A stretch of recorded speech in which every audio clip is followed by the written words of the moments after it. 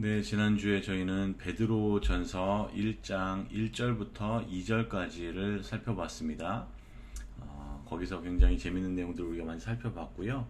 오늘은 이제 1장 3절부터 9절까지 두 번째 부분, 찬양의 이유라는 제목으로 함께 살펴보도록 하겠습니다. 먼저 송영이라고 부르는데요. 하나님을 찬양하고 있습니다. 3절부터 이런 단어가 나옵니다. 찬송하리로다 우리 주 예수 그리스도의 아버지 하나님이 그 많으신 긍휼대로 예수 그리스도의 죽은 자 가운데서 부활하심으로 말미암아 우리를 거듭나게 하사 산 소망이 있게 하시며 썩지 않고 더럽지 않고 쇠하지 아니하는 기업을 있게 하시나니 곧 너희를 위하여 하늘에 간직하신 것이라. 너희가 말세에 나타내기로 예비하신 구원을 얻기 위하여 믿음으로 말미암아 하나님의 능력으로 보호하심을 입었나니. 이렇게 찬양을 먼저 하고 있고요. 그 찬양에 대한 이유들을 하나하나 나열하고 있습니다. 그러니까 하나님을 찬양하는 데는 이유가 반드시 있다는 것을 우리가 알아야 됩니다. 그러니까 우리가 찬양의 내용이 좀 더 많았으면 저는 좋겠는데요. 우리가 찬양을 부르면서도 찬송가도 마찬가지입니다. 그 가사의 내용을 생각해보고 성경적인 의미를 살펴보는 것, 그리고 혹시나 너무 이게 이성적으로 논리적으로만 치우칠까 하는 두려움이 있지만, 그럼에도 불구하고 그냥 아무 생각 없이 감정과 정서만으로 찬양하는 것보다는 우리가 찬양하는 내용이 구체적으로 우리 머릿속에 그려지면 좋겠다라는 생각입니다. 네, 예를 들면 이런 거죠. 막연하게 선하신 하나님 이렇게 찬양하는 것이 아니라 구체적으로 하나님이 나를 선하시게 인도하신 사건들이 머릿속에 떠오른다든지, 아니면 성경 안에서 원수의 손에서 구해주셨고 어느 산과 어떤 골짜기에서 살려주신 하나님을 찬양하는 시편, 이런 것들을 우리가 생각해 보면 훨씬 더 찬양이 풍부해지지 않을까라는 생각을 합니다. 어쨌든 찬양에 이유가 있어야 된다라는 말씀을 드렸는데요. 3절과 4절에서 베드로는 그 찬양의 이유를 설명하고 있는데, 그 이유가 세 가지라고 설명합니다. 첫 번째로는 거듭나게 하신 것 때문에 찬양한다는 겁니다. 두 번째는 산 소망을 주심, 그것 때문에 찬양한다는 거죠. 세 번째로 어떤 기업이 있는데 그 기업을 주심이라고 말하고 있습니다. 첫째, 거듭나게 하심, 산 소망을 주심, 어떤 기업을 주심, 이런 이유로 하나님을 찬양한다고 말하고 있습니다. 거듭나게 한다는 말은 성경에서 중생이라고도 표현되는 단어죠. 다시 태어남, 다시 만들어짐, 이런 뜻의 중생은 예수 안에서 그리스도인들이 새로운 삶을 얻게 된 것을 표현할 때 사용합니다. 이렇게 다시 태어난다라는 이 표현의 가장 유명한 장면은 니고데모와 예수님의 대화에 등장하고 있습니다.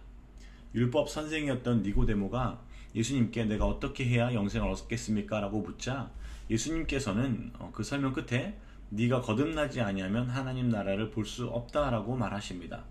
우리는 이 중생이라는 표현 안에서 두 가지를 물어볼 수 있어야 됩니다. 첫째, 무엇이 중생인가? 중생이 무엇인가? 거듭나게 하는 것이 무엇인가?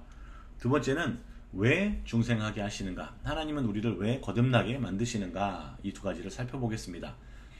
중생이라는 개념은 우리가 세례라는 것을 머리에 그리면 되게 선명하게 이해가 됩니다.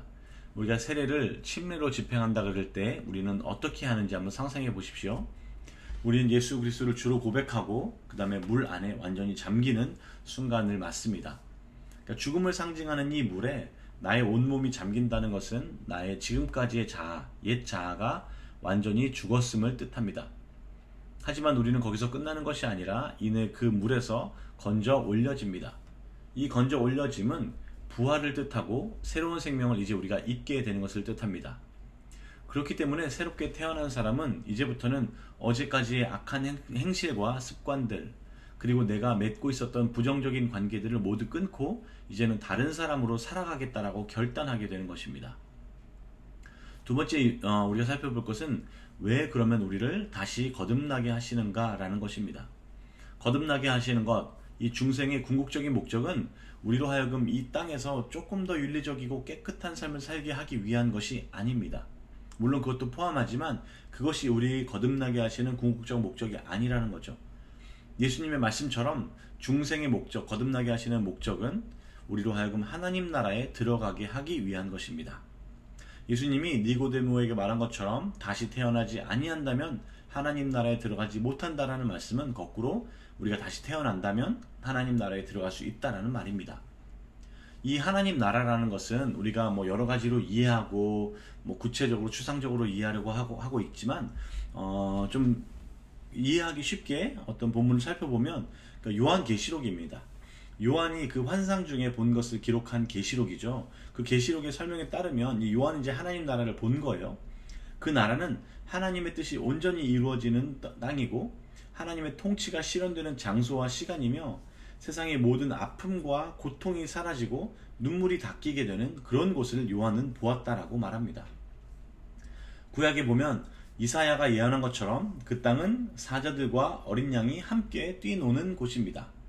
자, 이 계시록과 이사야의 환상은 물론 물리적으로 어떤 사자와 어린 양 눈물을 닦는 것도 뜻하겠지만 이 사람들이 하나님 나라의 완벽한 모습을 보았던 그 환상을 인간 저자들이 자신들이 설명할 수 있는 최대치의 표현으로 하나님 나라를 설명한 것을 우리가 보아야 합니다.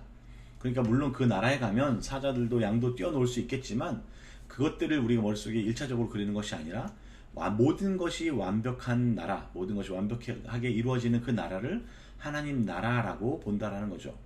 그 나라에 우리가 들어갈 수 있기를 바라는 거예요. 그런데 한 가지 조건이 있습니다. 내가 깨끗해지지 않는다면, 내가 온전해지지 않는다면 바로 우리가 들어가는 그 순간 그 하나님 나라는 완벽한 하나님 나라가 되지 못한다라는 거죠. 완벽한 나라, 하나님 나라인데 불완전한 내가, 깨끗하지 못한 내가 들어간다면 완벽해지지 않는다라는 겁니다. 따라서 하나님께서는 우리에게 중생하고 또 다시 태어나서 거듭나서 하나님 자녀가 되어 그 나라에 들어오라고 초청하고 계시는 겁니다. 이게 거듭남을 인하여 우리가 하나님을 찬양한다는 거예요. 하나님이 우리를 이 기회를 주시기 위해서 거듭나게 만드셨다는 겁니다. 바로 여기서 베드로가 말하는 두 번째 이유, 산소망이라는 단어가 의미를 더 가지게 됩니다. 첫 번째 이유는 우리를 거듭나게 하셨기 때문에 찬양한다. 두 번째는 우리에게 산소망을 주셨기에 찬양한다 라는 건데요. 산소망이라는 것은 뭔가 기대한다라는 겁니다. 자, 우리가 죄인으로서는 감히 꿈도 꿀 수 없었던 하나님 나라를 이제는 우리가 꿈을 꿀 수 있어지게 되고 내가 들어갈 수 있게 되기를 바라게 되었다라는 말입니다. 산소망이라는 말 자체가 아직 이루어지지 않은 것을 바라는 것이라는 뜻이기 때문에 이미 들어갔다라는 말이 아니라 우리가 그곳에 들어가기를 바랄 수 있다라는 말입니다. 우리의 중생과 우리의 세례와 우리의 성화가 아직까지는 완성되지는 않았기 때문에 우리는 아직 그 나라에 들어가지는 않았습니다. 하지만 우리는 그 나라에 들어가기를 소망할 수 있습니다. 우리에게 이 살아있는 소망을 주셨다는 것 때문에 찬양한다라는 베드로의 말입니다. 이렇게 질문할 수 있죠.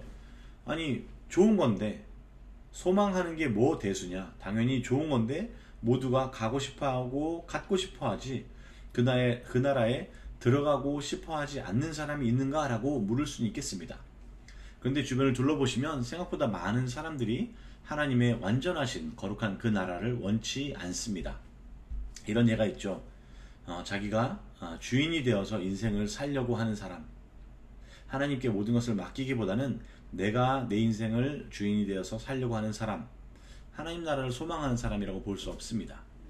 또 정의가 이루어지는 세상보다는 세상의 이기심과 싸움이 가득한 세상을 그리는 사람, 왜냐하면 내가 이 땅 가운데서 내 이기심과 싸움을 통해서 얻을 수 있는 게 많다라고 생각하기 때문에 그렇게 바라는 사람들이 있습니다. 그런 사람들은 하나님 나라를 꿈꾸고 소망하지 않을 수 있죠. 또한 거룩하게 되기 위한 소망보다는 이 땅의 죄악과 욕망에 탐닉하기를 선택하는 사람들이 있습니다. 이렇게 많은 사람들이 하나님 나라를 의외로 원치 않습니다. 그러니까 우리는 그 산소망을 가질 수 있는 것에 감사해야 된다라는 말이죠. 찬양해야 된다라는 말이죠. 그런데 생각해 보시면, 우리 스스로 생각해 보시면 우리는 과연 진정으로 그 나라를 소망하고 있는지 되물을 수 있습니다. 예수님을 믿지 않는 사람뿐 아니라 예수님 믿는 사람들 중에도, 예수님을 따른다라고 말하는 사람 가운데도 그 나라를 별로 원치 않는 사람들이 많다는 거죠. 교회는 다니고 신앙생활은 하고 성경을 읽지만 여전히 돈의 노예가 되고 명예의 노예가 되고 교회는 그저 일주일에 한 번 예배만 드리러 오는 사람들, 또 아니 교회 와서도 세상에 살던 대로 똑같이 대접받고 남을 취급하려는 사람들이 하나님 나라를 진정으로 꿈꾼다라고 산소망을 본다고 생각하기는 힘듭니다. 그에 반해서 하나님의 선택으로 이제 새롭게 되어 첫 번째 이유처럼 거듭나게 된 우리들은 이제 그 나라에 대한 산소망을 가질 수가 있으니 하나님을 찬양하게 된다라는 겁니다. 그 나라에 대한 소망은 굉장히 현실적이어야 된다라는 거죠. 4절은 이어서 그 하나님의 나라를 구체적으로 설명합니다. 세 가지 이유가 있다고 그랬습니다. 찬양에 대한 세 가지 이유. 첫 번째는 거듭나게 하심, 두 번째는 산소망을 주심, 세 번째는 어떤 기업을 주심. 이제 그 기업이 하나님 나라인데 그 어떤 기업인지 설명하고 있다는 겁니다. 썩지 않고 더럽지 않고 쇠하지 아니하는 기업이라고 말하고 이어서 하늘에 하나님이 간직하신 것이라고 말합니다. 성경에서 기업이라는 단어는 언제나 땅과 긴밀하게 연결되어서 사용합니다. 출애굽한 이스라엘 백성들이 이제 약속의 땅에 들어갔을 때 그들은 그 땅을 기업으로 받았다라는 거죠. 땅이 곧 기업이었습니다. 이런 말입니다. 어떤 땅, 어떤 영토가 있는데 그 땅은 썩지도 않고 더럽지도 않고 쇠하지도 않는다라는 거죠. 혹시나 세상에 어떤 더러운 것이 거기에 묻을까봐 하나님께서는 그 기업을 하늘에 간직하셨다라고 말하고 있습니다. 여기서 등장하는 perish, spoil, 아니면 fade라는 이 모든 단어들은 시간이 지나면서 외부의 영향으로 그 본래의 가치가 약해지거나 사라지는 것을 말합니다. 우리가 이 땅에서 소위 기업이라고 부르는 것들은 모두 그런 속성들을 가집니다. 땅도 마찬가지고 재물도 마찬가지고 관계라든지 집도 젊음도 즐거움도 모두 마찬가지입니다. 우리가 좋다고 여기는 모든 것은 언젠가는 썩고 더러워지고 쇠하기 마련입니다. 하지만 하나님의 나라는 영원하며 썩지 않고 더럽지 않고 쇠하지 않습니다. 우리가 일전에 보러 갔었던 다니엘 그 뮤지컬의 핵심이 뭐냐면 다니엘이 보았던 하나님 나라에 대한 소망입니다. 그러니까 다니엘이 총리가 되고 뭐 다 좋은데요. 그것보다 더 이 다니엘 메시지의 핵심은 뭐냐면 쇠하지 않을 나라, 영원할 나라, 더럽지 아니할 그 나라, 그 나라를 본다라는 겁니다. 네 짐승의 환상을 보잖아요. 그 네 짐승의 환상도 결국에는 이 모든 나라들을 이기고 그 나라들이 쇠할 때에도 영원히 서는 나라가 올 것이라는 소망을 말해주기 위한 것입니다. 그러니까 다니엘이야말로 이 바벨론의 포로로 잡혀갔던 다니엘이야말로 우리 인간 나라의 허무함과 인간 나라의 썩어짐과 더러워짐과 쇠함을 가장 잘 아는 사람이었을 겁니다.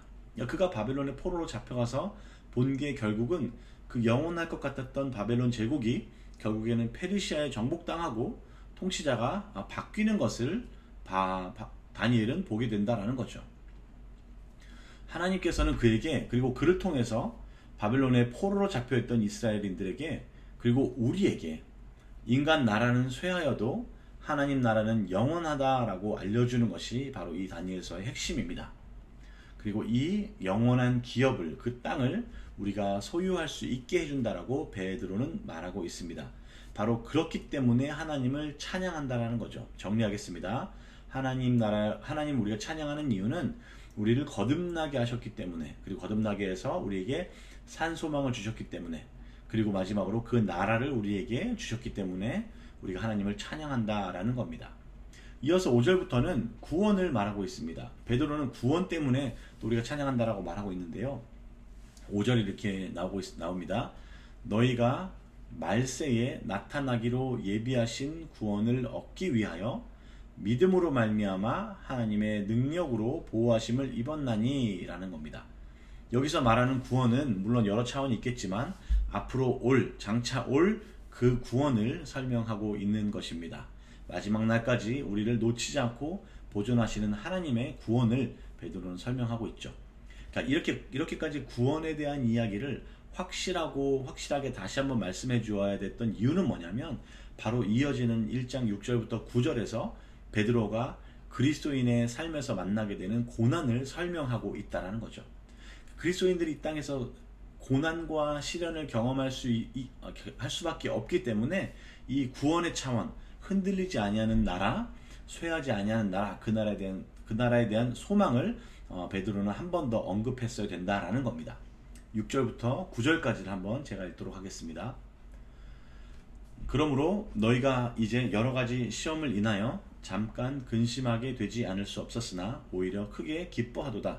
너희 믿음의 시련이 불로 연단하여도 없어질 금보다 더 귀하여 예수 그리스도에 나타나실 때에 칭찬과 영광과 존귀를 얻게 하려 함이라. 예수를 너희가 보지 못하였으나 사랑하는도다. 이제도 보지 못하나 믿고 말할 수 없는 영광스러운 즐거움으로 기뻐하니 믿음의 결국 곧 영혼의 구원을 받음이라. 이 구원 때문에 우리가 지금 지나가고 있는 시험과 지금 지나가는 시련을 우리가 견딜 수 있게 된다는 거죠. 베드로가 여기서 여러 가지 시험, 믿음의 시련이라고 표현하고 있는 이 어려움들을 우리는 땅에 살면서 지나게 됩니다. 직장에서의 어려움을 우리가 지나게 되고요. 가족과의 관계에서 오는 어려움, 그 다음에 건강의 상실, 혹은 사랑하는 사람의 죽음 등 우리는 쉽지 않은 현실을 살아가게 되고, 이 현실은 누구에게도 예외가 아니라는 거죠. 우리의 개인의 잘못의 결과로 이런 어려움들을 지나게 될 수도 있겠지만 다른 이유들도 존재합니다. 먼저는 우리가 살고 있는 이 땅이 악하기 때문에 우리는 어려운 일을 겪을 수 있습니다. 우리가 살인과 사고나 사기를 당하거나 다른 사람과의 질투와 싸움에서 혹은 뜻하지 않은 오해에 휘말리는 경우가 그렇습니다. 이건 우리가 살고 있는 이 땅이 악하기 때문에, 아담과 하와의 첫 죄악 이후에 악이 이 세상에 들어온 이후로 인류는 계속해서 그 결과를 감당하고 있다는 거죠. 둘째로 하나님이 하나님의 자녀들을 연단하고 훈련시키기 위해서 겪게 하시는 시험도 있다라는 말입니다. 히브리서 12장을 보면 징계가 없으면 아들이 아니니라 라고 말하면서 하나님이 자신이 사랑하는 자를 위하여 친히 훈련의 과정을 지나게 하신다라고도 언급하고 있습니다. 자, 모든 훈련이 그렇듯이 우리가 지나는 그 과정은 힘들고 소망이 없어 보이지만 그 연단의 과정을 지난 후에는 우리가 이전에 경험할 수 없었던 성장이라는 열매를 누리게 되는 것이죠. 자, 이런 고난의 이유가 어떻든지 간에 이런 여러 가지 시험과 시련은 하나님이 사랑하시는 사람들을 무너뜨리지 못하고 오히려 그들을 성장시킨다라는 것을 베드로는 말하고 있습니다. 베드로는 여러 가지 시험과 믿음의 시련이 있음을 인정하지만 그것들이 잠깐 근심하게 한다라고 말합니다. 그럼으로써 베드로는 이 시련의 과정은 짧을 것이며 그 과정의 끝은 결국 영혼의 구원을 받게 되는 것임을 말하고 있습니다. 사도 바울도 로마서 8장에서 동일한 메시지를 전하고 있죠. 사도 바울은 생각건대 현재의 고난은 장차 우리에게 나타날 영광과 좋게 비교할 수 없도다 라고 기록하고 있습니다. 하나님의 자녀라고 할지라도 이 땅을 살아갈 때에 우리에게 어려움과 환난이 없을 수는 없습니다. 우리가 어린 아이로서 부모님의 밑에서 자랄 때부터 학창시절, 그리고 직장을 지나 결혼과 자녀를 또 키우게 되는 과정들처럼 우리가 인생의 다음 단계로 넘어가면서 우리가 경험하게 되는 어려움의 양과 정도와 복잡도는 우리가 감당하기 힘들 정도로 커진다는 것을 경험하고 있죠. 그때 우리가 이러한 환난의 여러 가지 이유들을 알면 견디기 조금 쉬워집니다. 그리고 그 환난이 결국 끝이 있을 것임을, 그 환난의 결국은 장차 우리에게 나타날 영광이라고 안다면 우리가 그 환난을 지나기에 조금 쉬워질 수 있다라는 겁니다. 하지만 이 고난에 대한 구체적인 내용에 있어서는 이제 몇 세션 뒤에 베드로전서 2장부터 4장을 다룰 때에 선한 행위와 그리스도인의 고난이라는 부분에서 조금 더 자세히 다룰 것입니다. 지금으로서는 하나님께 찬양을 돌리게 되는 그 이유와 우리가 경험하는 고난을 어떻게 지나가게 될 것인지, 어떤 시각을 가지고 지나갈 것인지를 이해하는 정도로 마무리하도록 하겠습니다. 자, 그러면 다음 시간에 베드로전서 1장 10절부터 17절까지를 다음 시간에 살펴보도록 하겠습니다.